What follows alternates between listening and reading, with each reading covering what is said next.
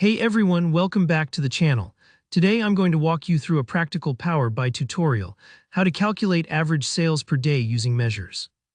By the end of this video, you'll know exactly how to set up a calculation that gives you a clear, reliable average, perfect for dashboards, management reports, or just keeping tabs on your business performance over time.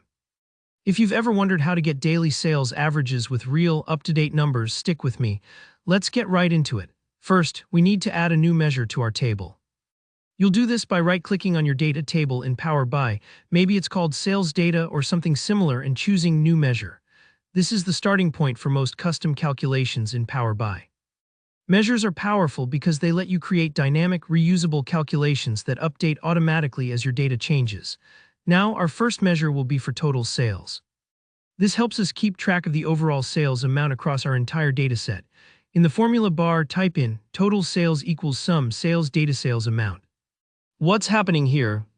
The sum function is adding up all the sales values in the sales amount column of your table. Think of it like you're tallying up every sale made, no matter which day it happened. This gives us a single figure that represents total revenue, which is essential for almost any type of reporting or analysis. Once we've got total sales calculated, let's move on to creating the average. Right-click on the same table again and select New Measure one more time. This time we'll set up a formula for the average sales per day. Here's the syntax. Average sales per day equals divide total sales distinct count sales day to date. So let's break down what this does. We start with our total sales measure and divide it by the number of unique dates in our dataset. The distinctcount function is your friend here. It's making sure we only count each day once, even if there are many transactions on the same day. Basically, this tells Power BI, hey, I want to know how much we sell on average per day, not per transaction, but per actual calendar day. The divide function, by the way, is a smart choice. It's safer than just using the slash symbol because it protects you from divide by zero errors. So if for some reason there were no sales or no dates in your data, your calculation won't crash. It'll just show you a blank or a zero, which is much cleaner for your reports.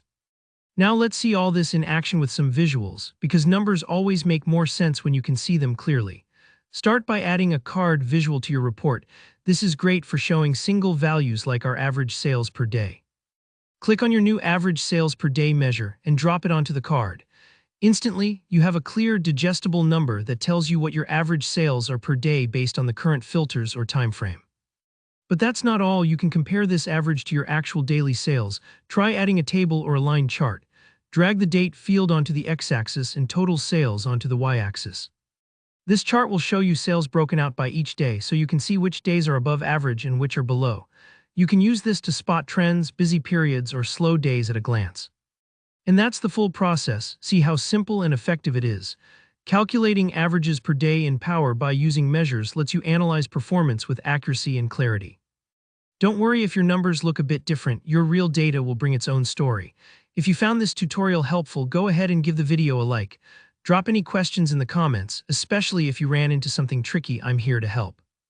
And don't forget to subscribe for more Power BI tips and how-to guides. Thanks for watching, and I'll see you in the next one.